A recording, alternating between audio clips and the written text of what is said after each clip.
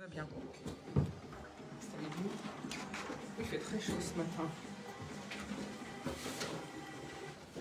Bonjour, bonjour, comment allez-vous? Ah non, ça marche pas. Bon, bah alors je reviens, hein. Au revoir.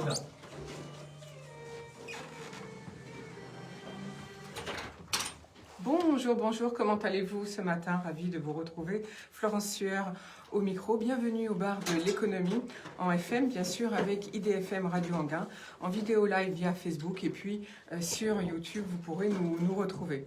Alors aujourd'hui, honneur à l'industrie, honneur aux odeurs, car 85% des Français parfument leur intérieur. Les Français sont sensibles aux odeurs, en mettant en avant d'ailleurs le besoin de relaxation, plus que le sentiment de fraîcheur et de propreté dans une odeur.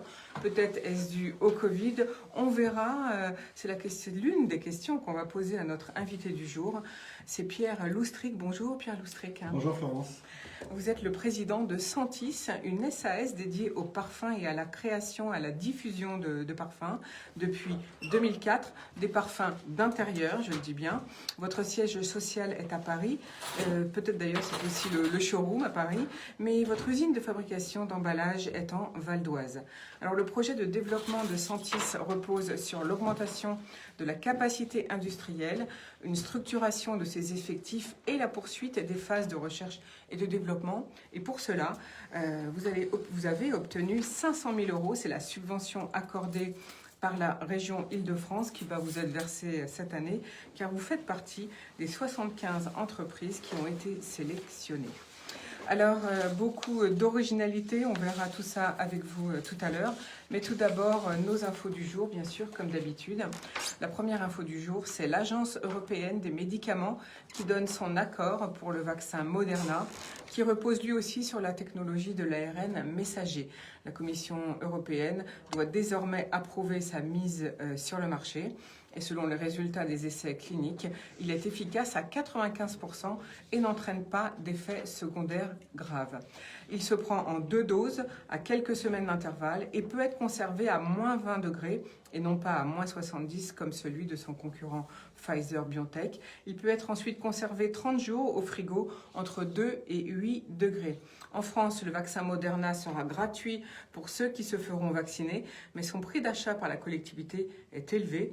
C'est la secrétaire d'État au budget belge, Eva de Blecker, qui avait publié mi-décembre sur Twitter le tarif des doses commandées par la Belgique. La dose de vaccin Moderna est de 18 $, c'est-à-dire 14,60 €, contre 12 € pour celle de Pfizer, 1,78 € celle du prix britannique suédois AstraZeneca. Pierre Loustric, est-ce que vous allez vous faire vacciner quand ce sera possible? Oui, tout à fait, bien sûr. Je crois que c'est une bonne chose que Moderna soit disponible, puisqu'en fait la communauté européenne avait identifié différents fournisseurs, dont Moderna, mais aussi Sanofi qui est en retard. Donc le fait qu'on ne puisse pas avoir, par exemple, les vaccins Sanofi, c'est une bonne chose, qu'on ait d'autres vaccins. D'autres vont arriver, Janssen et d'autres. Et je crois comprendre qu'il y a une carence de vaccins, donc plus il y en aura disponible pour les Européens et les Français, mieux ça sera. Bien sûr, merci beaucoup pour ce commentaire. Le groupe Michelin va supprimer jusqu'à 2300 postes en France d'ici à 3 ans, sans départ contraint, annonce-t-il.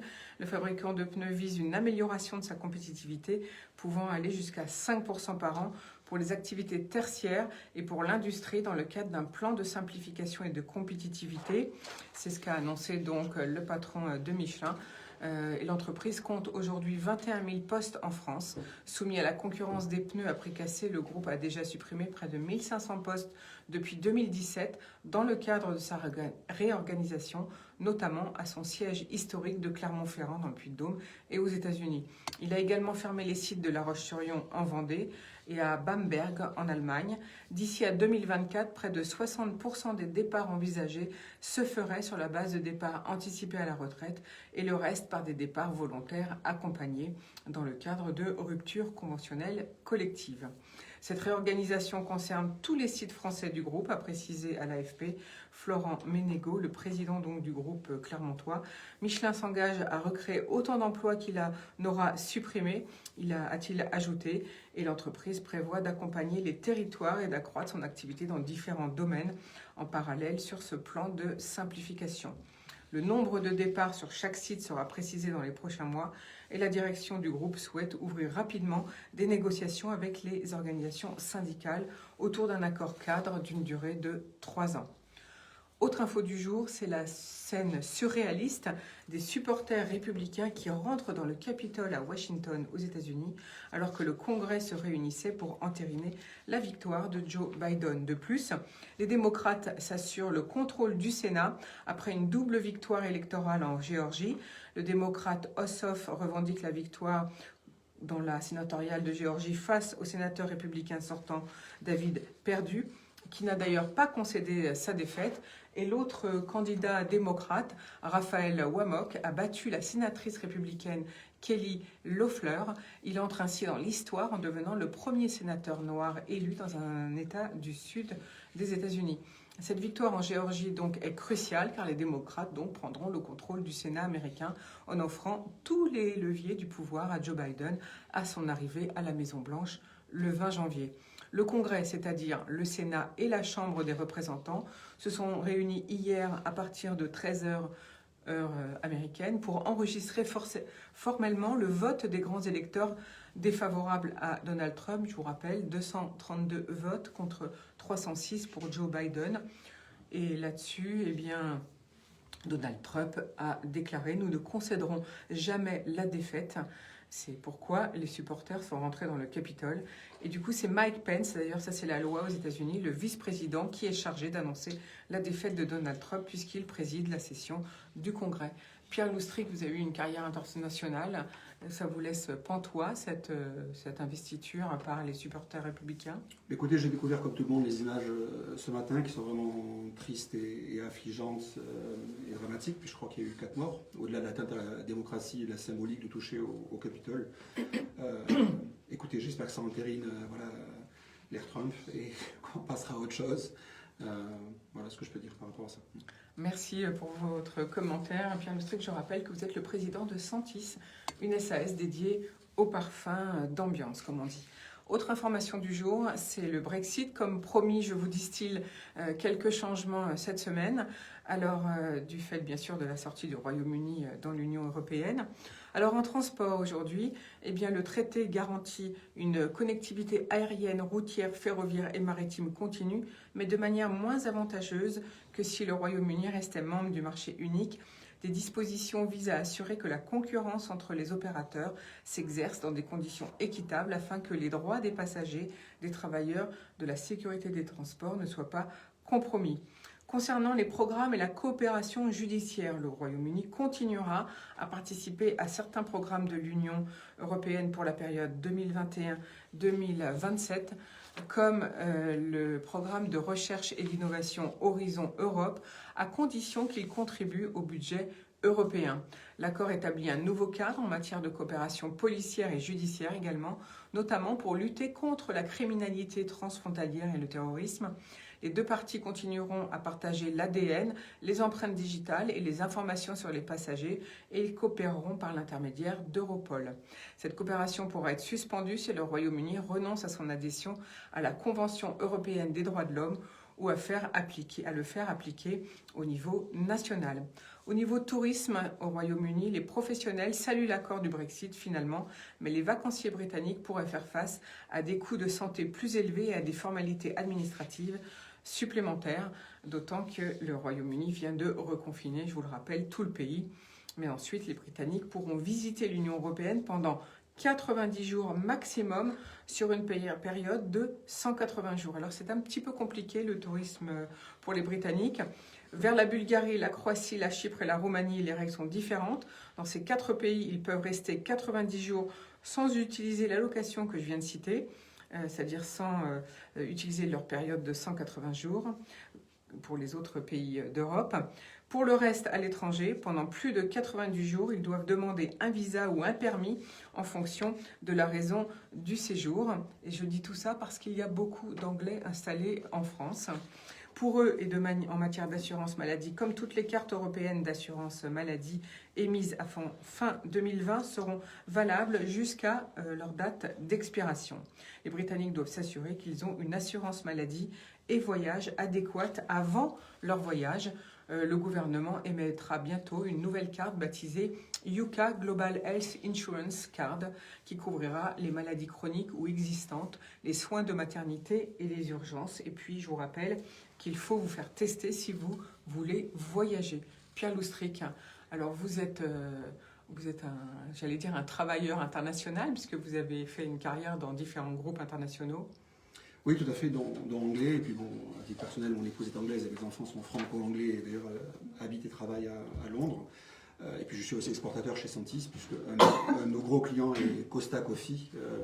Et on parfume en fait leur distributeur automatique de café, donc j'exporte vers l'Angleterre. Donc effectivement, l'Angleterre a obtenu, je pense, ce qu'elle voulait. Elle voulait historiquement une Europe économique et pas une Europe politique.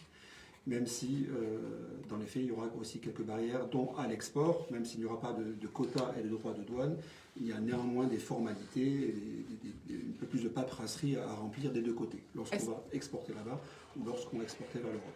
En tant qu'entrepreneur, est-ce que vous avez déjà les règles pour pouvoir exporter ? Oui, tout à fait. Je pense au niveau des pouvoirs publics français, on a reçu différentes communications depuis le mois d'octobre déjà, sur à partir notamment les douanes françaises, sur ce qu'il fallait mettre en place au niveau bureaucratique. Est-ce qu'il y a beaucoup de paperasserie supplémentaire ? Non, je dirais que ce n'est pas différent d'une exportation qu'on pourrait faire par exemple dans des pays comme dans la ELE, comme la Suisse par exemple. Donc ces certificats d'origine, ce n'est pas énorme non plus. Néanmoins, pour des petites sociétés, voilà, c'est aussi une contrainte supplémentaire. Supplémentaire, bien sûr. Merci beaucoup pour votre commentaire. Autre info du jour, c'est Facebook qui dévoile une appli expérimentale aux États-Unis pour faire de la musique ou des mini-clips à distance ensemble. Elle s'appelle Collab et c'est la dernière invention de la division New Product Experimentation de Facebook. Avec Collab, tout se joue sur la synchronisation des vidéos. Une vidéo peut par exemple permettre à un guitariste, à un batteur et à un chanteur de composer un son. Vous pouvez créer votre propre arrangement en ajoutant votre enregistrement ou en glissant tout simplement et en découvrant un arrangement pour compléter votre composition. Aucune expérience musicale n'est requise, a déclaré donc cette division de Facebook. Avec la pandémie, les musiciens se tournent vers les plateformes en ligne pour expérimenter des concerts en live. Donc nous verrons si cette expérimentation est concluante aux États-Unis, eh bien, on aura peut-être la possibilité de l'utiliser également en France. Enfin, autre information du jour, c'est sur Shazam. Saviez-vous que Shazam est la propriété d'Apple depuis 2018 ? Alors, l'application Shazam, pour ceux qui ne connaissent pas, je la rappelle, ça sert à identifier le titre d'une musique qui passe à la radio ou lors d'une soirée. Vous appuyez sur cette application à partir du moment où vous avez bien sûr un téléphone Apple. Et puis, le Shazam écoute cette musique et vous donne tout de suite le nom de l'artiste et le nom de la chanson. Mais il arrive que parfois, le temps d'ouvrir l'application, eh bien, la chanson est terminée. Ça nous est arrivé à tous.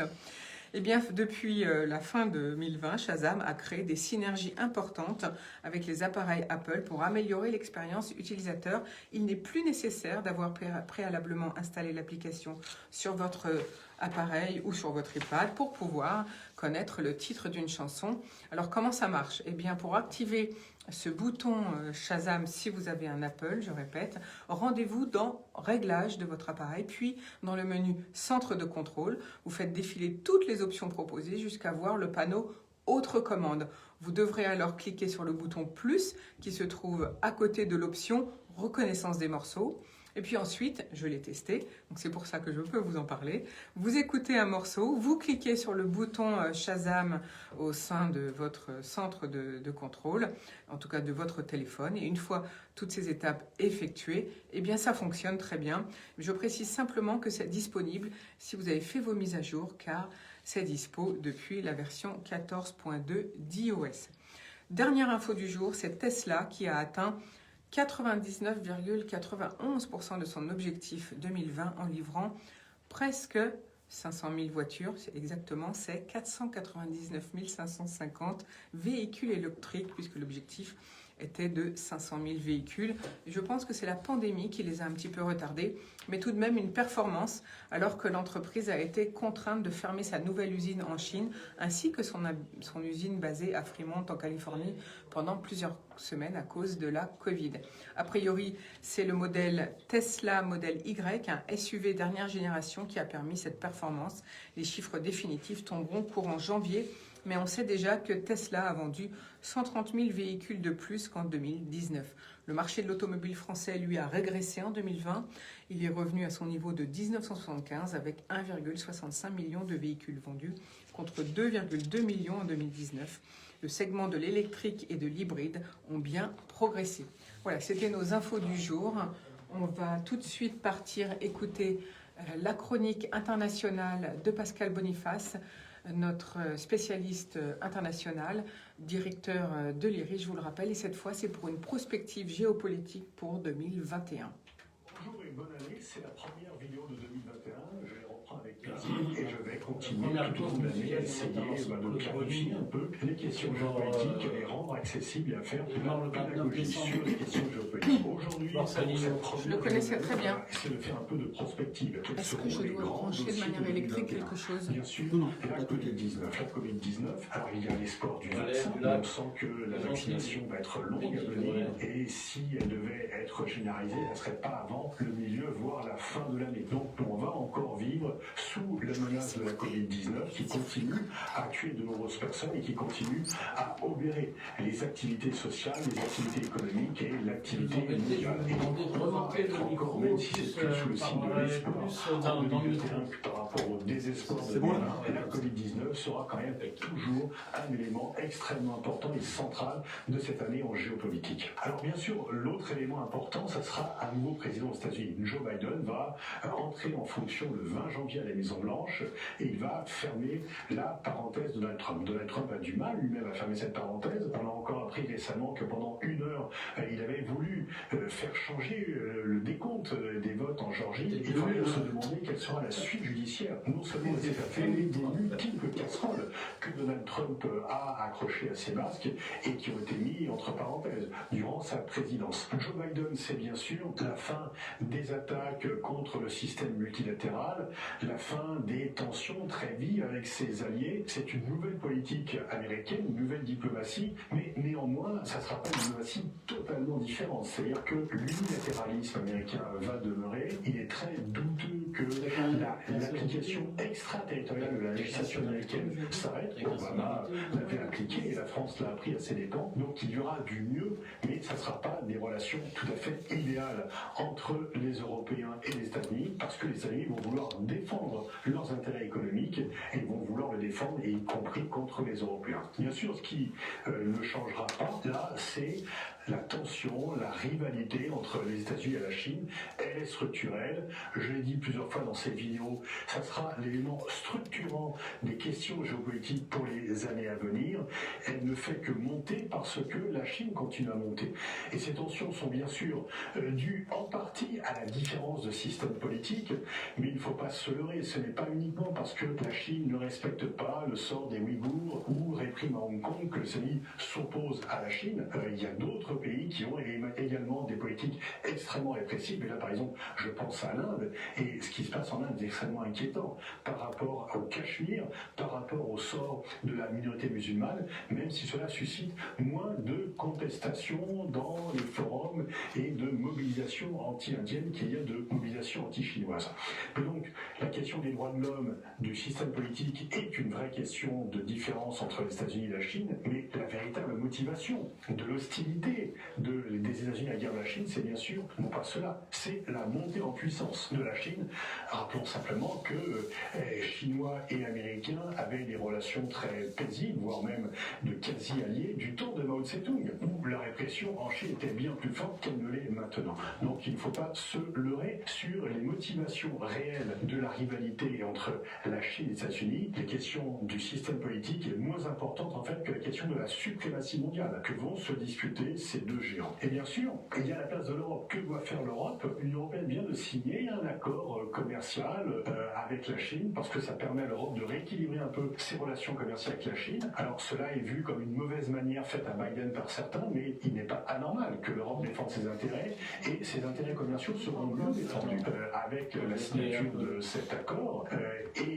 Il faut voir que les États-Unis ne se comportent pas toujours de manière tout à fait amicale sur le plan économique avec les Européens. Il faudra voir surtout si l'année 2021 est la confirmation de la montée en puissance de l'Europe. Il y a eu un plan de relance qui va rentrer en œuvre cette année, extrêmement ambitieux et qui marque une nouvelle étape pour l'Europe. Il y a l'affirmation dite des géopolitiques de la Commission européenne. Il faudra voir si, après les espoirs qui sont nés en 2020, l'année 2021 sera la confirmation de la montée en puissance de l'Europe. En Amérique latine, la crise économique et la crise sanitaire se rejoignent. La poussée à droite est un petit peu compensée par une poussée à gauche. On va voir comment les choses vont continuer en 2021. Et Bolsonaro, bien sûr, est un peu plus isolé, maintenant qu'il n'y a plus son grand ami Trump au pouvoir. L'Asie continue à la fois à performer économiquement et également à montrer des signes de vitalité démocratique dans de nombreux pays, qu'il s'agisse de l'Indonésie, de la Corée du Sud, de Taïwan et d'autres encore. Et de nombreux pays asiatiques ont su mieux gérer la crise du Covid-19 que la plupart des pays occidentaux. Quant à l'Afrique, eh bien, il y a beaucoup d'incertitudes. Il y a, par rapport à des grandes avancées démocratiques au cours des dernières années, il y a là des reculs, des régimes qui se maintiennent de façon vraiment depuis plusieurs décennies, de façon indue, d'autres qui violent les règles de limitation des mandats, et puis la question extrêmement inquiétante, toujours du Sahel, des soldats français sont morts encore récemment, et puis de l'Éthiopie, dont il faudra voir si elle va s'enfoncer dans la guerre civile ou non, ce qui est bien sûr une question essentielle pour l'ensemble du continent africain. Et puis je voudrais terminer sur une autre note sur les géants digitaux, les GAFAM ou les BATX, ces géants digitaux qui ont des puissances économiques, mais aussi une puissance géopolitique équivalente à de nombreux États. Leur chiffre d'affaires est supérieur au PIB de nombreux États, et comme elles gèrent les données, eh bien elles ont une source de puissance extrêmement importante. Et depuis quelques temps, on voyait qu'elles déployaient leur pouvoir. Alors 2020 a été le développement de l'ensemble de ces géants du digitaux, l'accroissement des fortunes du patron d'Amazon, de Tesla, etc. Mais peut-être qu'il y aura un coup d'arrêt de en 2021. Il y a des enquêtes qui sont faites sur les GAFAM aux États-Unis. Le Congrès pourrait s'activer et la justice américaine, de peur de l'établissement de monopoles qui viennent ruiner les règles de la libre concurrence. L'Union européenne se rebiffe également. Pendant très longtemps, elle a été inactive, mais là, la nouvelle commission semble être très active pour limiter la puissance des GAFAM et leur sauf-conduit, aussi bien fiscal que de possession des données. Et en Chine, c'est la chinoise, bien sûr, mais il y a aussi une remise en pas, notamment Jack Ma a été un peu mis à l'amende et il y a donc le pouvoir chinois craint aussi une trop grande importance de ces géants digitaux. Donc il faudra voir si les États renforcent leur pouvoir et si le duel entre les États et les géants digitaux vient se dérouler de façon un peu plus équilibrée qu'il ne s'est fait depuis quelque temps. Donc une fois encore, bonne année 2021 à tous et bien je serai fidèle au rendez-vous et j'essaierai au mieux de continuer à décrypter pour vous l'actualité géopolitique. Merci Pascal Boniface et à lui aussi, on lui souhaite une très belle année 2021.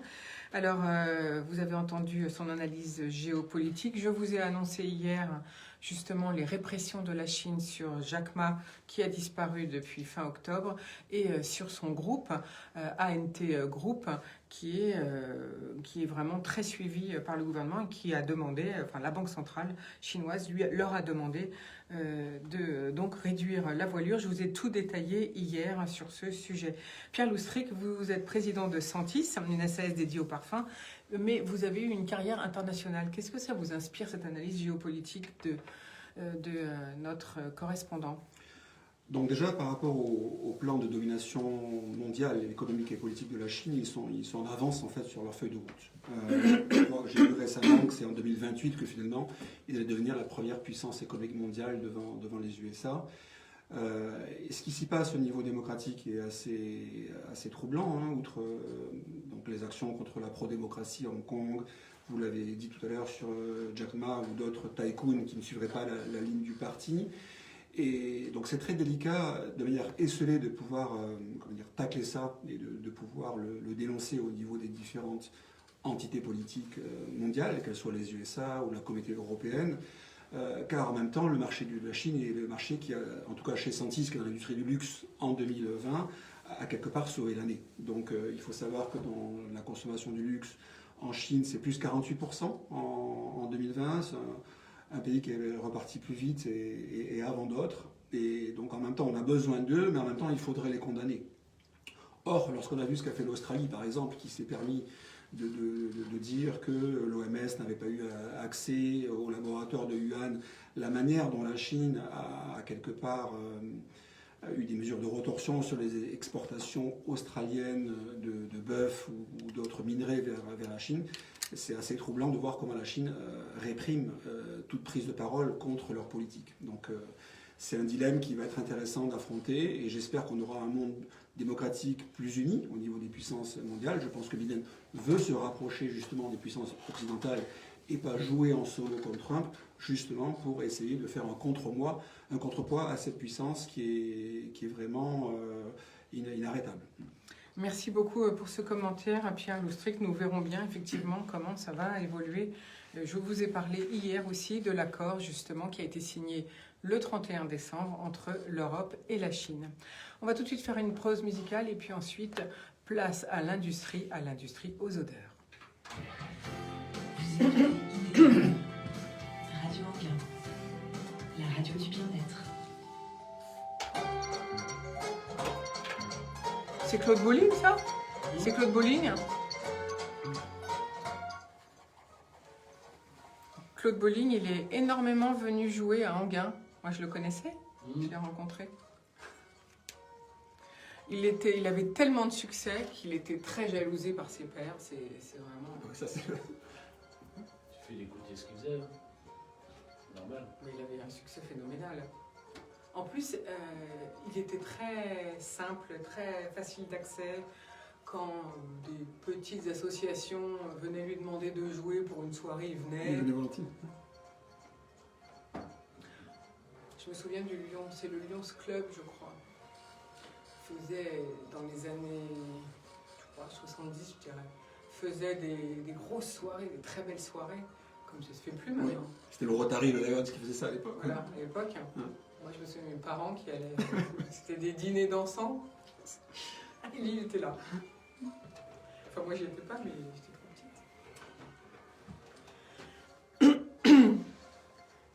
petite. Donc, ça, c'est le titre. Borsalino. C'est ça. Oui, c'est la musique. C'est la musique du film. De Lan Belmondo. Ouais. Bah, lui et Ennio Morricone, c'était quand même de peinture. Ennio Morricone, c'est extraordinaire. Il est mort là récemment, Morricone, c'est ça? Ouais. C'est en 2020. On pourra lui pas faire un hommage à Ennio Morricone aussi. Là, je sais pas si... Non, bah demain. C'est sûr qu'en 2020, il y a une hécatombe. Oh, il y en a plusieurs des créateurs de musique comme ça pour les films, et alors c'est que des succès sur succès. Costa, c'est pas mal non plus, Costa. Ouais, Lumière Cosma. Hein? Cosma, je veux dire. Lumière Cosma. C'est ça.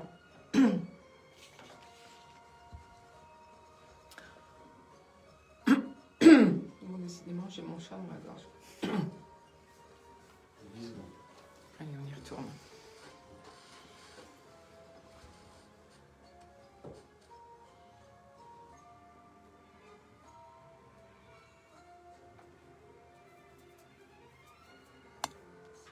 Et voilà, c'était notre hommage à Claude Bolling au bar de l'économie sur IDFM Radio Anguin avec cet extrait musical de Borsalino, souvenez-vous le film. En tout cas, je vous invite à écouter les musiques de Claude Bolling, ce n'est que des succès, tout comme c'est les musiques de Vladimir Cosma ou d'Ennio Morricone. Et malheureusement, Claude Bolling nous a quittés fin décembre. Alors Pierre Loustric, aujourd'hui, hommage grâce à vous à l'industrie et aux odeurs, car votre entreprise créée en 2004 est dédiée aux parfums d'intérieur, comme on dit. Alors, comment, vous qui avez eu une carrière internationale, puisque d'ailleurs vous êtes le fondateur de Dyson Tout à fait, en France, comment en êtes-vous à à venir dans une entreprise de parfum? Alors j'ai un parcours varié. En fait, j'ai travaillé pour des entreprises à la fois familiales, pour des entreprises cotées en bourse, en France ou à Hong Kong ou aux USA, et maintenant pour des fonds d'investissement chez Sentis. Mais avant tout, je pense que je suis quelqu'un qui se plus à l'aise dans l'humain. Donc j'ai particulièrement aimé mes entreprises, je dirais, familiales, comme Lino Rosé, où j'ai commencé ma carrière en Italie, ou Dyson, où j'ai passé 10 ans avec James Dyson. Donc voilà, une taille humaine qui ne renonce pas quelque part au professionnalisme et à la performance, avec des produits de rupture comme chez Sentis, voilà, qui marquent leur époque et qui sont, voilà, donnent une amélioration réelle au service des consommateurs. Donc chez Sentis, voilà, en un mot, on est l'inventeur du parfum en capsule. Voilà, on est un peu le Nespresso du parfum, si vous voulez.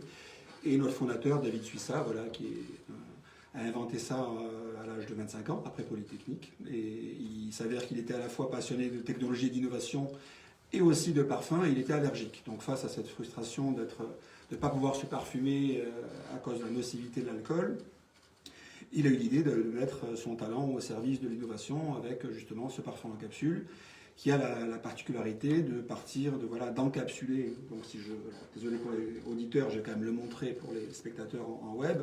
Donc dans ces capsules de parfum, en fait dans ces petites perles là, donc on va encapsuler le parfum. C'est une diffusion sèche et il y a juste un petit ventilateur dans le diffuseur qui va finalement traverser ces perles de parfum et amener au passage les molécules de parfum et que les molécules de parfum. Alors c'est très joli en plus, ces capsules, c'est comme une grille finalement. Oui, et des perles en lévitation. Voilà, avec des perles en lévitation dans des espèces de rails. Je décris pour ceux qui nous écoutent et qui ne peuvent pas le voir. Déjà le design, rien que le design de la capsule est assez original.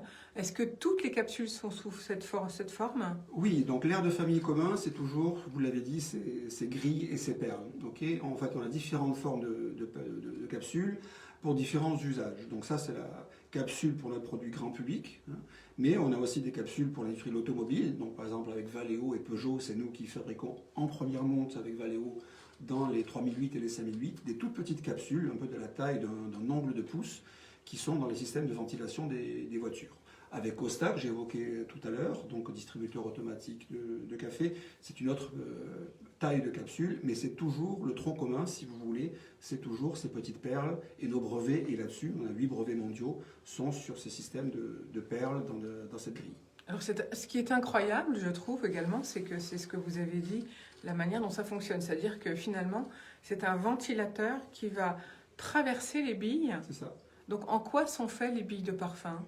Alors c'est une espèce de polymère, si vous voulez, voilà. Donc un peu qui va agir comme une éponge, si vous voulez. C'est quelque chose qui va se gorger de parfum. Donc on a un procédé à Saint-Olomone où on va quelque part... Donc ça c'est le secret de fabrication, voilà, c'est finalement. le secret de fabrication où ces perles vont se gorger de parfum et retenir en leur sein le parfum. Et ensuite c'est uniquement sous l'effet du souffle qui les traverse qu'elles vont désorber, comme on dit dans le jargon, et elles vont faire ça en 50 heures. Donc ça dure autant qu'une bougie parfumée. Voilà.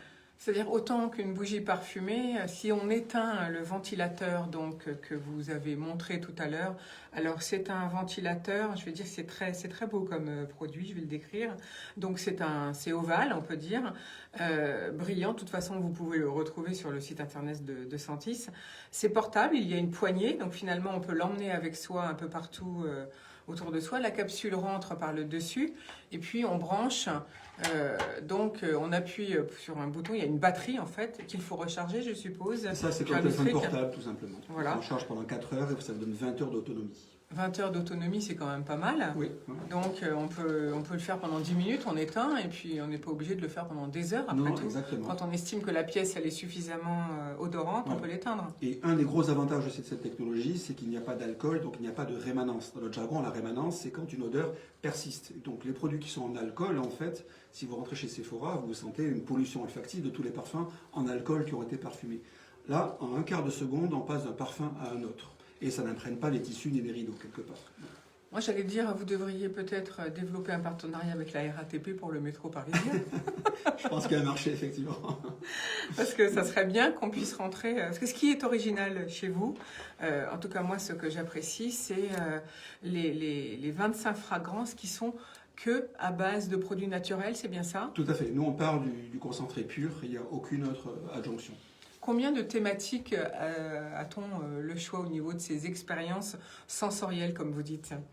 Alors, il faut savoir que dans le monde du parfum, et ça vaut aussi pour les parfums de peau, il y a 7 grandes familles. C'est un peu comme les jeux de cartes, si vous voulez. Donc, il y a les parfums aromatiques, par exemple, les boisés, les floraux. Donc, nous, on essaie d'avoir un spectre de 25 parfums qui représente ces 7 familles. Voilà.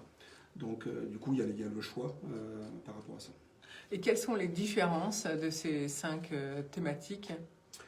Alors, par exemple, certains sont plus boisés. Donc, boisés, c'est des parfums qui sont un petit peu pour le bien-être, une odeur un peu de cuir, de bois. Vous imaginez dans un Chesterfield anglais en prenant votre whisky. D'autres sont peut-être plus naturels, donc floraux, végétaux, qui est une grande tendance maintenant. Donc, on revient un peu à des parfums plus végétaux et moins gourmands. Gourmands, c'est des produits un peu sucrés, comme Angel par exemple, que vous connaissez. Une grande tendance pendant 10 ans sur des parfums gourmands, très sucrés, et maintenant on rend davantage, alors effet Covid ou pas, mais on rend sur des produits plus de la nature, donc des fleurs.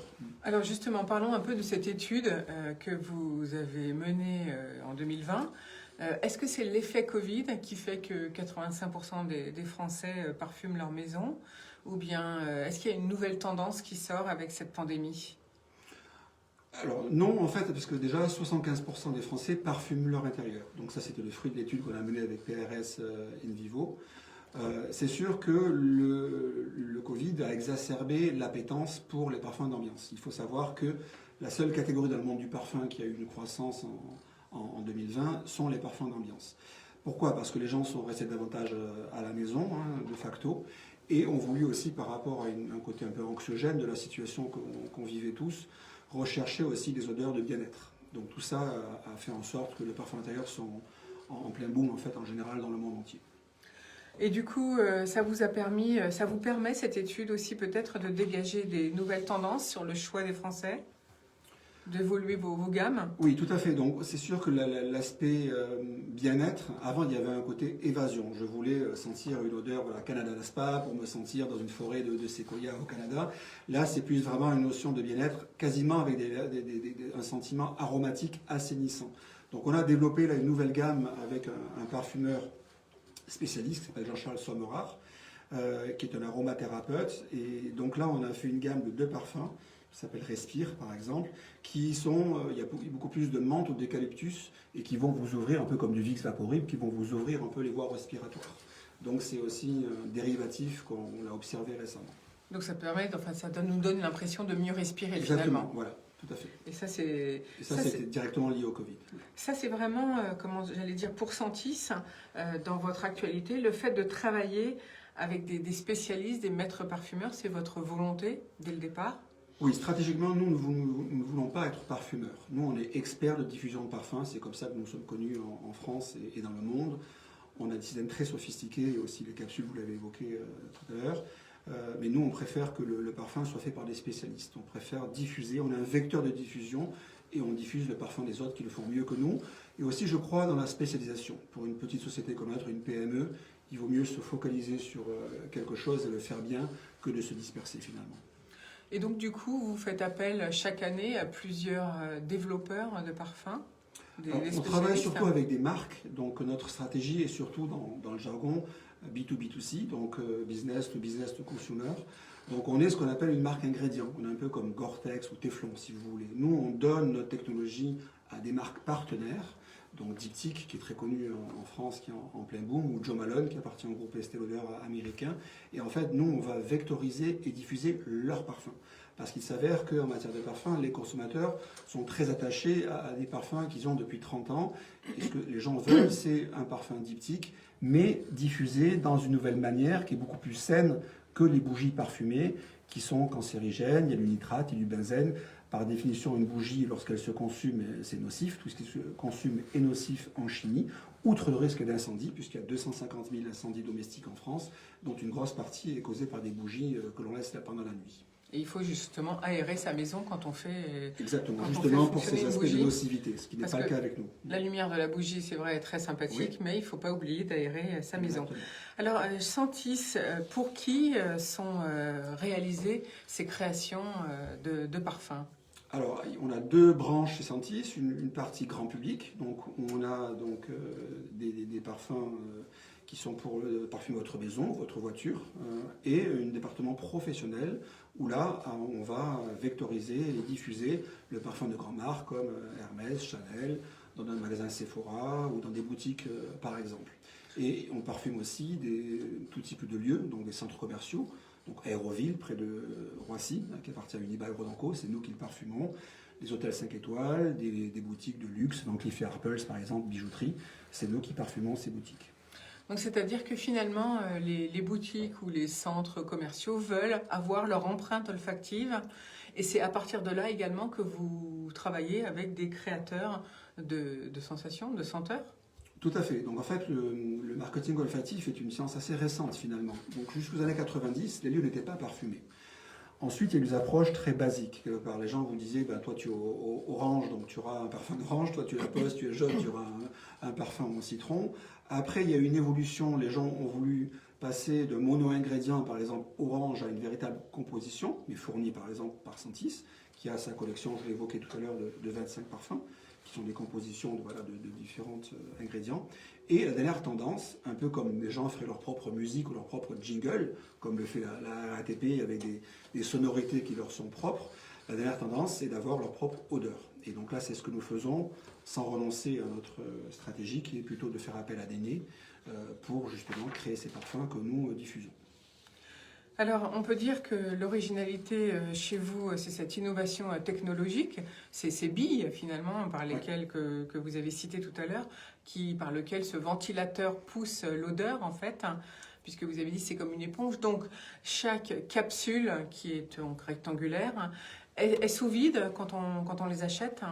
Oui, tout à fait. Donc, je pense que ici, il y a un sachet un peu comme du café lyophilisé, si vous voulez. Voilà. Donc, si vous la gardez dans votre emballage, vous la gardez pendant 18 mois.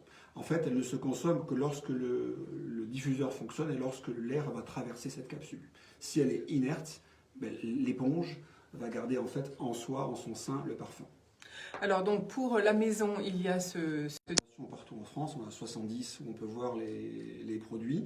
Notre showroom n'en est pas un showroom en fait pour le grand public, c'est juste un siège social où évidemment on a nos produits lorsqu'on fait venir nos clients, nos partenaires industriels, mais c'est pas un showroom à proprement parler, en tout cas pas pour les consommateurs, plutôt pour les professionnels.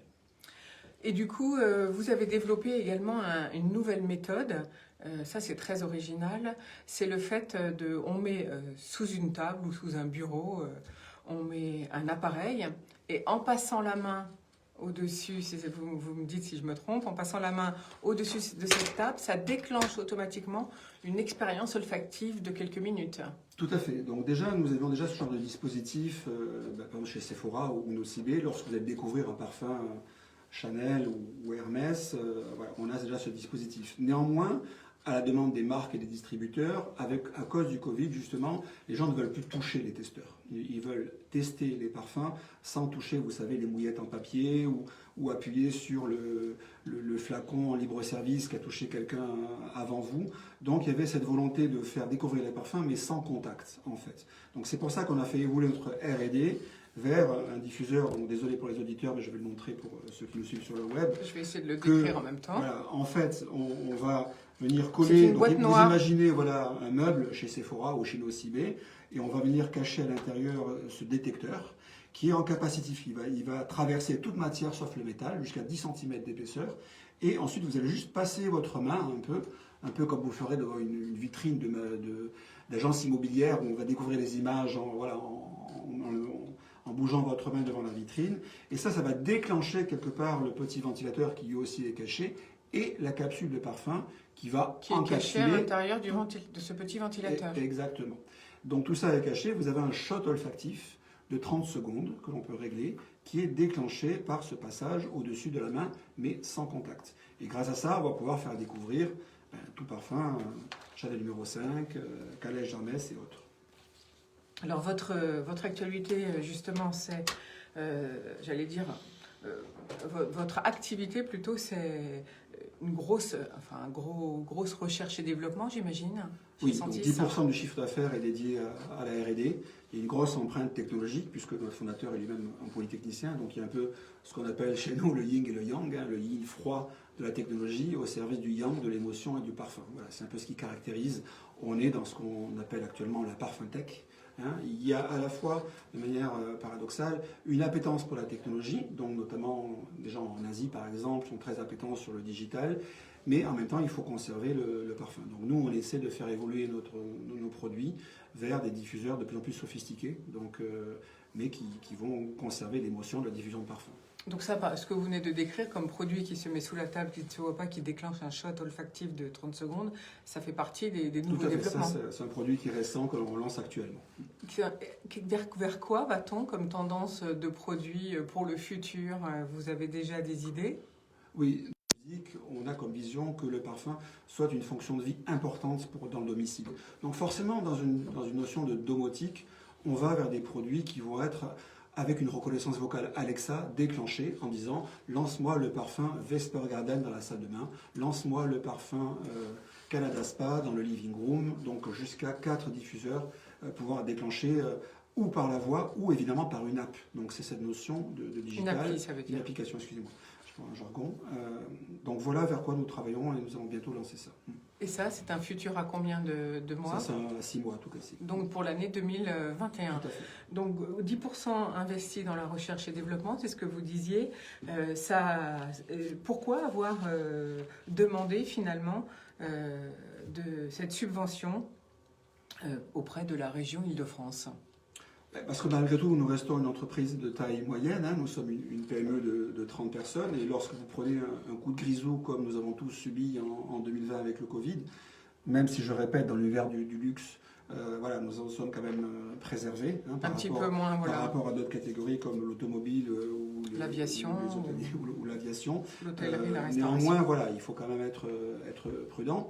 Après, donc forcément, s'il y a des aides qui sont... Donc on a déjà pris les prêts garantis par l'État, donc on avait aussi eu cette aide comme une soupape de sécurité dont on n'a pas eu besoin, mais néanmoins qui est là pour ne pas faire capoter la société. On a en tant qu'entrepreneur une responsabilité quelque part de faire perdurer cette société, voilà, de maintenir nos emplois et de recruter davantage, ce qui est le cas actuellement. Et donc voilà, comme c'est la CCI du Val d'Oise qui voilà, nous a éclairé et cornaqué dans l'obtention de cette subvention, qui est là pour moderniser l'outil de production. Donc je l'ai dit, on a des grands clients comme des petits coups de Joe Malone qui nous ouvrent un marché immense voilà, de 70 pays. Et donc forcément, lorsqu'il y a une traction industrielle forte des consommateurs, il faut pouvoir répondre. Hein, on doit fabriquer ces capsules. Et donc il faut voilà, être bien outillé, avec les bonnes machines et les bonnes personnes aussi pour faire... Alors donc finalement, cette subvention de 500 000 euros ira donc également dans l'équipement industriel? Tout à fait. Donc tout ce qui est outillage ou outils de triage pour trier les capsules, ou des moules pour l'injection, toutes sortes de produits qui vont nous aider à faire face à cette demande. Ça veut dire que vous allez agrandir ou ça n'est pas utile d'agrandir l'usine actuelle en Val d'Oise? C'est une bonne question. Donc, nous venons d'agrandir. Donc, déjà, avant le Covid, on avait agrandi notre usine, toujours sur le site de Saint-Ouen-l'Aumône. Nous avons agrandi quasiment de 70% l'usine. Mais après, voilà, face à la demande qui, je le répète, est forte, peut-être que nous serons amenés encore à l'agrandir dans les mois et semestres à venir. Est-ce que ça veut dire que vous avez des offres d'emploi à pourvoir également dans l'année 2021? Oui, tout à fait. Donc là, nous cherchons 2 opératrices de production. Ce sont des gens qui vont fabriquer ces capsules, voilà, vont mettre ces petites perles dans la grille et les sceller et les en s'acheter. Et ça veut dire que ce sont des profils de poste. Est-ce qu'ils sont faciles à trouver? Est-ce que vous avez des difficultés de recrutement? Non, pas sur la zone. Il faut savoir que la zone est très dynamique au niveau industriel. Hein, donc c'est un territoire d'industrie. Hein, il y en a 124 en France. Donc on a la chance dans le Val d'Oise d'être parmi ces territoires. Donc il faut savoir que dans la région, il y a 15% d'emplois industriels. Donc c'est beaucoup plus que Paris ou le reste de l'Île-de-France. Et donc on a la chance d'être sur un bassin où on trouve facilement cette main-d'œuvre qui n'a pas besoin d'être qualifiée, je le répète. C'est juste donc à la limite, quelqu'un en reconversion professionnelle ou un jeune débutant est accepté. Tout à fait. Comment fait-on si on est intéressé par les jobs que vous avez à pourvoir pour vous contacter, Pierre Lustric? Il y a un site dédié, donc qui est contact@sentis.com, SCENTYS.com, et voilà, donc on répondra évidemment à toutes les demandes. Alors revenons à la stratégie, si vous voulez bien, Pierre Loustric. Je rappelle que vous êtes le président de Sentis, une SAS dédiée aux parfums d'ambiance, que ce soit pour la maison, pour des magasins, pour des entreprises, pour des bureaux ou pour la voiture. Ce qui fait votre force, j'allais dire, c'est les partenariats industriels, en quelque sorte, Oui. que vous tissez, finalement, et notamment les derniers en date. J'aimerais bien qu'on parle de Thermor, parce que là, c'est révolutionnaire également ce que vous proposez avec Thermor. Expliquez-nous un petit peu ce que vous faites. Tout à fait. Donc notre vision, je vous l'ai dit, c'est de faire vraiment rentrer l'olfactif dans beaucoup plus de moments de vie, en fait, de tout un chacun. Donc là, bon, Thermor, vous le connaissez, c'est une grande marque qui appartient au Fabrique des Atlantique, radiateurs. des radiateurs. Et en fait, eux s'étaient rendus compte stratégiquement que un radiateur, finalement, était quelque chose qui fonctionnait 6 mois dans l'année et qui ensuite n'avait pas d'autres fonctions. Donc ils ont voulu, quelque part, donner davantage de fonctions à leur radiateur, et notamment par l'olfactif avec Sentis. Mais aussi, on peut y brancher une enceinte de musique Cabas et aussi une plaque, un système à induction qui va recharger votre portable. Donc, ils sont venus greffer à un objet qui est généralement monofonction et inerte pendant 6 mois, des nouvelles fonctions, dont l'olfactif avec Sentis.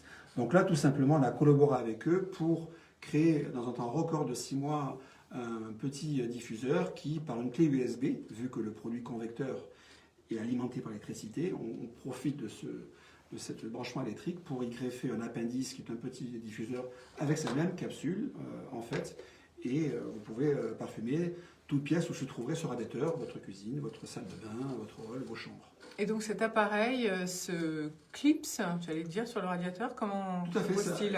avec un port USB, donc c'est un petit parallépipède quelque part qui contient la capsule qui se branche avec un port USB sur le radiateur, sur le côté du radiateur. Et ça, c'est fourni avec le radiateur ou bien c'est vous, où on peut acheter par votre intermédiaire ce produit pour le plugger sur le radiateur ? Alors ce produit est une option de la dernière gamme Équateur 4 de Thermor, qui est vendue par Thermor.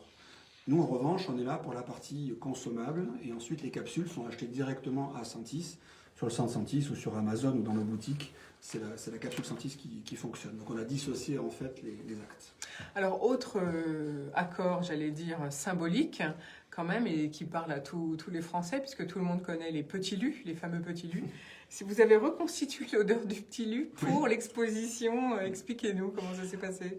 Donc voilà, la ville de Nantes, en fait, il faut savoir que pour ceux qui allaient à Nantes à l'époque, il y avait une grande cheminée industrielle où étaient cuisinés les petits lus, et en fait, ça embaumait toute la ville. Donc, eux ont voulu, bon là, c'est plus le cas maintenant, donc eux voulaient retrouver des odeurs emblématiques de la ville de Nantes, dont ce côté un peu beurré du petit lit. Donc là, encore une fois, fidèle à notre stratégie, c'est pas nous qui avons développé le parfum, c'est la société 5e Sens à Paris. Et en fait, nous, on a nos diffuseurs qui ont été mis dans ce musée pour justement diffuser cette odeur de petit lit, pour la découvrir. Donc il y a un côté Madeleine de Proust dans le parfum aussi, c'est quelque chose de très émotif, le parfum. C'est quelque chose qui va vous faire rappeler des embruns de la maison de votre grand-mère en Bretagne pendant l'été. Donc on a voulu aussi être au service de ces émotions. Alors, on a parlé donc de cet appareil nomade aussi qui est posé à côté de vous. Les auditeurs pourront le voir sur YouTube et puis sur Facebook, dans notre vidéo du jour. Est-ce que dans votre stratégie de développement, vous allez, bien sûr, j'imagine, continuer à travailler avec les industriels dans tout secteur d'activité, j'imagine, mais est-ce que vous avez envisagé de collaborer avec des villes, justement, suite à votre expérience avec Nantes, pour cette exposition Petit Lu ? Alors, le plus gros vecteur de développement sont quand même les grandes marques mondiales de parfums d'ambiance. Donc, notre volonté, nous développer vite et fort et de créer des emplois. Donc, c'est sûr que lorsque vous collaborez avec une marque comme Diptyque ou Jo Malone, qui vous offre 70 pays, ça applique. Néanmoins, il y a aussi une mission quelque part sociétale de la part de Sentis de faire découvrir le parfum. Donc, notre stratégie, elle est plutôt réactive lorsque c'est pas nous qui allons taper aux portes des mairies pour parfumer, mais on répond volontiers lorsque les gens nous demandent. Mais la stratégie est plutôt industrielle, avec les capsules adossées avec des grands partenariats industriels. Chez Sentis, comment vous voyez l'avenir, puisqu'on a bien sûr un petit peu parlé de la pandémie, comment vous l'avez vécu déjà cette pandémie? Comment ça s'est passé avec vos salariés? Est-ce que tous ont retrouvé le chemin du bureau? Est-ce que vous avez négocié le télétravail? Comment ça se passe? Alors, on a eu deux mesures. Donc, au niveau, comme vous le savez, des activités qui n'étaient pas télétravaillables, dont la production dans notre usine de Saint-Ouen-l'Aumône, voilà, je remercie notre personnel et nos collaborateurs et collaboratrices qui sont venus travailler. Hein. Donc, c'est à ce prix qu'on a pu quelque part produire et facturer et un peu sauver l'année quelque part et continuer à être à flot. Donc voilà, merci à nos collaborateurs qui sont venus travailler à Saint-Ouen. En revanche, pour Paris, bon, là, on a respecté, puis aussi par conviction personnelle, on était prudents. Et donc là, on a respecté la loi comme tout un chacun pendant des mois. Et maintenant, on est sur un modèle hybride quelque part, non coercitif. Donc Madame Le Borgne donne la possibilité aux gens de venir un jour par semaine pour ceux qui sont esselés ou ne veulent pas être trop longtemps chez eux. Donc on est sur ce modèle actuellement où sur le siège parisien, les gens peuvent venir un jour par semaine au siège. Donc vous avez quand même continué à poursuivre le télétravail au maximum finalement. Tout à fait. Donc déjà nous étions bien outillés parce que voilà, on est une jeune société mais quand même assez technologique. Donc tout le monde avait des ordinateurs portables, Teams, et donc très rapidement en fait, voilà, on emploie des gens jeunes qui sont des gens digitaux. Et donc c'était très vite au niveau on a pris le pli quelque part et il n'y a pas trop d'écueil. Alors vous êtes vous-même, porteur de part de la société Sentis, tout comme le fondateur, mais en même temps, vous avez des fonds d'investissement. Comment se passe la relation avec des fonds d'investissement ? Elle n'est pas différente. En fait, dans ma carrière, j'ai travaillé à la fois pour des sociétés privées familiales ou des sociétés cotées en bourse. En fait, voilà, eux se comportent comme ce qu'on appelle un investisseur dormant. Il n'y a pas de gestion faite, ils ne s'immiscent pas dans la gestion. Donc il y a aussi cette liberté que j'apprécie à titre personnel, où on a une responsabilité de rendre des comptes et finalement de performer et de faire fructifier leur investissement. Voilà. Mais j'aime le côté, c'est un management de bride longue, ce ne sont pas des gens qui vous soufflent dans le cou tous les jours. Et j'apprécie cette liberté et cette bonne entente. En même temps, ils amènent aussi, les fonds, vous le savez, ont des participations multiples et variées. Donc ils ont aussi une hauteur de vue et une expérience qui font qu'ils ont des avis pertinents sur différentes choses, mais sans s'immiscer au quotidien dans la gestion. Donc on a à la fois cette liberté, je dirais, ils ne s'immiscent pas trop dans la gestion, et c'est très agréable. Et ça veut dire qu'on fait des rapports, non pas quotidiens, comme le demandent souvent les Américains. Comment ça se passe, les rapports que l'on doit faire remonter à ces fonds d'investissement ? Alors, c'est pas différent de ce qu'on pourrait avoir dans une grande société. Il y a du reporting, comme on dit, des rapports. Donc, on a un conseil de surveillance qui est présidé par un actionnaire majoritaire. Et donc, tous les mois, donc David, le fondateur, moi-même et notre directeur financier, nous rendons ce conseil pour rendre compte, quelque part, de la performance et aussi pour éclairer sur la stratégie, parce que ces gens-là, justement, comptent sur nous pour avoir une idée, une vision sur la stratégie. Donc, parfois, on la fait valider pour ces gens pour la mettre en œuvre. Bien sûr. Et du coup, comment développer votre stratégie ?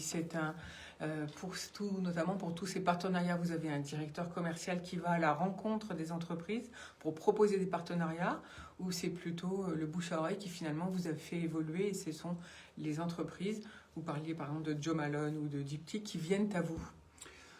Alors déjà, on est une petite société, donc j'ai une double fonction. Donc je suis à la fois président et directeur commercial, donc on est très opérationnel.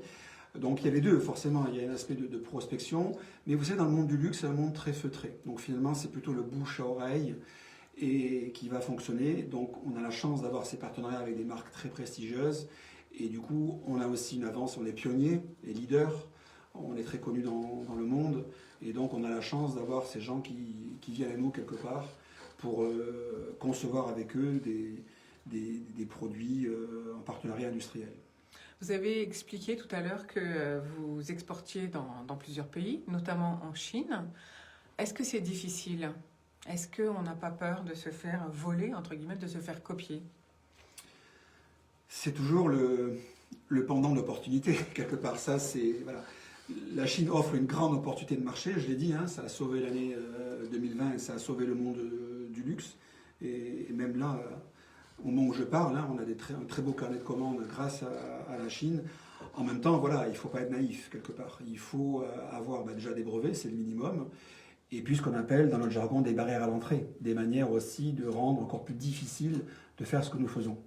Nous avons la chance, en France et à Paris, d'être quand même, l'image du parfum est associée à Paris, ok? La technologie, c'est la Silicon Valley, mais en France, il nous reste au moins ça. Le parfum, c'est Paris. Donc, quelque part, il y a cette image liée, ce prestige lié à la France et à Paris qui nous est utile. Après, comme disait Coco Chanel, voilà, la copie est la rançon du succès. Donc, plus vous faites et plus vous êtes du succès, plus vous êtes copié. Je l'ai dit, j'étais chez Dyson à l'époque. Voilà, il vaut mieux avoir ça comme problème à gérer que d'être une société anonyme qui ne trouve pas son marché. Bien sûr. Et du coup, vous n'avez pas été obligé pour intégrer le marché chinois de collaborer avec une société chinoise? Non, puisqu'en fait, nous, on le fait voilà, à travers nos grands clients qui sont Diptyque et Jo Malone, qui eux-mêmes ont des boutiques sur place, à Shanghai, Pékin et ailleurs. Et donc, il n'y a pas eu cette notion d'avoir 51% de capital local. Donc, quelque part, ça vous protège finalement. Oui, et puis tellement, on est sur un secteur que n'appréhendent pas, ils ne sont pas sur le parfum actuellement. Non. Pierre Loustric, vous avez, je l'ai dit en introduction, vous avez mené une carrière internationale, on peut dire dans des entreprises internationales. Quelle est la grosse différence entre la manière française de fonctionner et la manière anglo-saxonne? Alors c'est vrai que j'ai un gros prisme et une grande obédience anglo-saxonne puisque j'ai passé quasiment 15 ans de ma carrière. Donc je dirais qu'il y a un rapport au risque qui est différent. Vous le savez, en France, l'échec est assez stigmatisé. Dès l'école, quelque part, vous êtes étiqueté, c'est très mal. Et donc forcément, il y a une aversion à prendre des risques et à échouer. Les Américains, notamment les Anglo-Saxons, ont une notion quelque part de... Voilà, ils appellent ça test and learn. Vous testez et vous apprenez avec, et vous apprenez en marchant quelque part. Donc j'ai trouvé que dans ma carrière dans les groupes anglo-saxons, on y va, puis on ramassera les quilles au passage.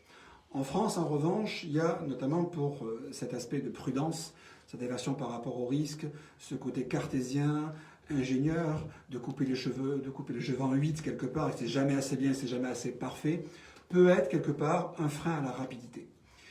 Donc on a inventé des choses extraordinaires en France. Le Minitel a pu être quelque part l'ancêtre du web. On a inventé le Rafale, mais ce n'est pas des produits qu'on a réussi à vendre quelque part. À un moment, il faut aller vite. Lorsque Apple a lancé son produit, ils l'ont amélioré. Vous le voyez, les mises à jour que l'on fait actuellement. Ils ont lancé un produit qui n'était pas parfait, qu'ils ont amélioré au fil de l'eau. Et c'est ça. Et finalement, ce que vous venez de dire, ça peut aussi être appliqué à la gestion du Covid. On est quelquefois trop prudent, vous trouvez? Parce que les Anglais n'ont pas du tout eu la même gestion. Bon, ils ont fini par confiner, notamment il y a quelques jours, cette semaine, de nouveau. Mais au départ, personne ne voulait être confiné. Je pense que ce qu'on observe en France actuellement avec les retards sur la vaccination, c'est une synthèse des maux séculaires de la France. Et il y en a au moins 3, je dirais. 1, la bureaucratie. Okay, donc on a 1000 feuilles administratifs où finalement, autorisation après autorisation, il faut être très prudent. Donc du coup, on va mettre des semaines et des mois là où les Anglais vont se décider très rapidement. Ensuite, il y a ce côté, je dirais, aversion au risque. Donc quand j'ai entendu notre ministre de la Santé dire « Ah mais oui, il y a eu un cas en Allemagne où ils ont donné 5 doses à un patient. » Oui, d'accord, il y a eu un cas sur... quasiment 800 000 vaccinations en Allemagne, le pire n'est pas certain, je suis tenté de dire. Donc il y a ce côté, c'est jamais assez bien, c'est jamais couper les cheveux en 8, et donc du coup ça c'est un frein à l'action. Après, il y a aussi une espèce de corporatisme, où quelque part des grands corps vont se protéger mutuellement, et voilà, il n'y a qu'en France où il faut passer par les fourches codines, d'aller chez un médecin pour avoir une ordonnance. Voilà, là où en Israël, on va vacciner dans les stades, quelque part. Donc, je pense ce qui se passe actuellement, ce sont les mots français séculaires. Et c'est côté politique. Si je parle au niveau du côté des consommateurs, il y a ce côté rebelle, suspicieux des Français, révolutionnaires, des anti-vaccins, et ce côté versatile, où on a des gens qui, je crois que au début décembre, il y avait 41% des Français uniquement qui voulaient se faire vacciner, et je crois qu'aujourd'hui on est à 51%. Donc c'est qu'en l'espace de 4 semaines, les Français ont complètement tourné leur veste. Donc finalement, sous des dehors très révolutionnaires, finalement la raison ne reprend pas, et finalement les gens rentrent dans le carcan. Bien sûr. Et du coup, le fait de cette double, j'allais dire, ces avantages français et ces inconvénients à la base, par rapport à la manière anglo-saxonne, ça nous aide ou bien ça nous dessert? Écoutez, je crois qu'il faudrait un cocktail qui prenne le meilleur des deux mondes. Et finalement, c'est pour ça qu'il y a aussi des grands directeurs généraux français qui travaillent pour des grands groupes anglo-saxons qui ont beaucoup de succès, notamment aux USA, parce que justement, ils mélangent ce côté factuel, cartésien, d'avoir les faits, des mathématiques, ingénieurs français, avec quand même ce côté entrepreneuriat, sans trop de lourdeur administrative et avec une appétence au risque. Donc moi je crois, voilà, il n'y a pas, les Français c'est un peuple très bien, c'est un pays super, il n'y a pas de peuple meilleur que les autres, il faut arrêter avec ces illusions, parfois on est les premiers à se blâmer, il y a de très bonnes choses en France, mais c'est bien aussi de regarder ce qui fait le succès ailleurs. Alors du coup, pour Sentis, vous avez appliqué la méthode anglo-saxonne quand vous êtes arrivé? Ben déjà, elle existait déjà. Quelque part, mon associé David, voilà, qui est le fondateur de Sentis, c'est quelqu'un qui est très entrepreneurial.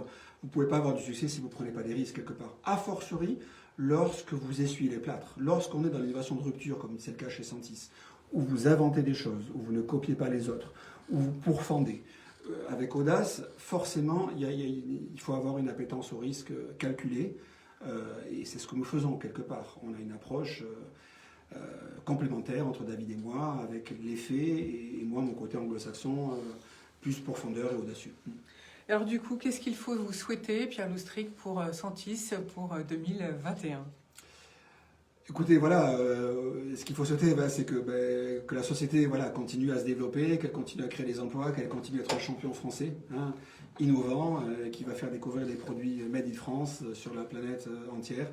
Et voilà, en espérant que ce vaccin soit vite derrière nous, même si je rappelle que les choses pourraient aller plus mal pour Sentis et pour l'industrie du luxe.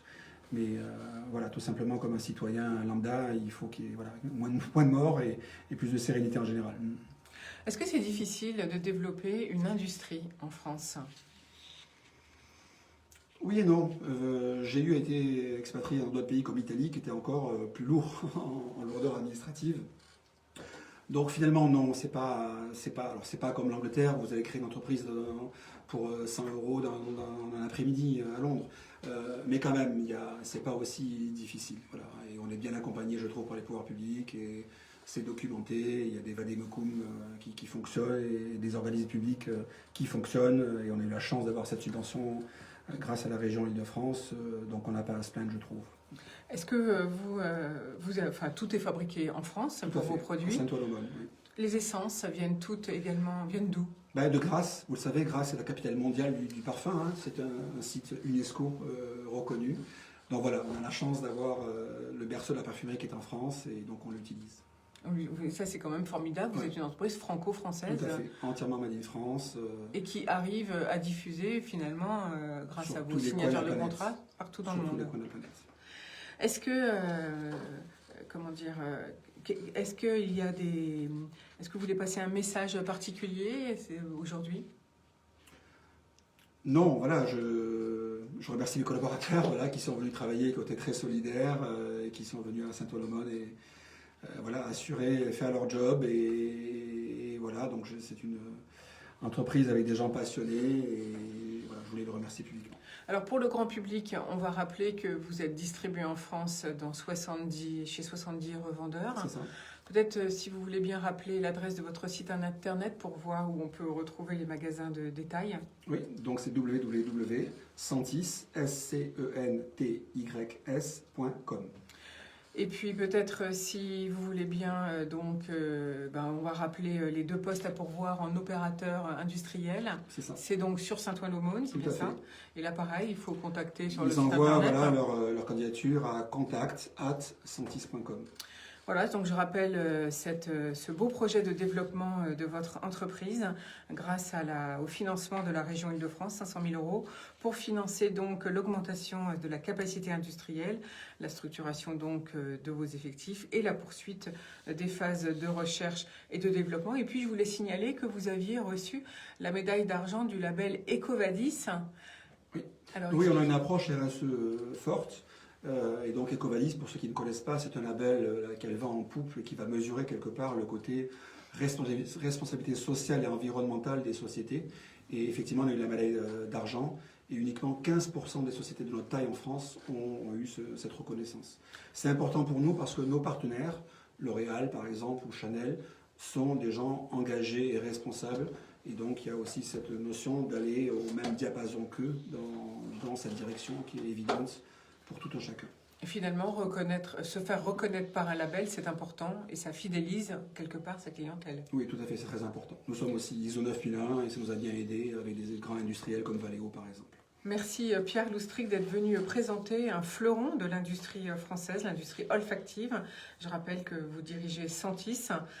Tout est fait en France et puis votre usine, si le siège est à Paris, votre usine est en Val d'Oise à Saint-Ouen-l'Aumône. Vous pourrez retrouver toute cette émission sur notre site, bien sûr, sur notre plateforme barredeleconomie.fr, sur YouTube et sur Facebook, bien sûr. On va se quitter en musique pour aujourd'hui et je vous retrouve dès demain. Ciao, ciao et très bonne journée. Merci Pierre Loustric. Merci Florence et merci aux éditeurs. À bientôt. À bientôt.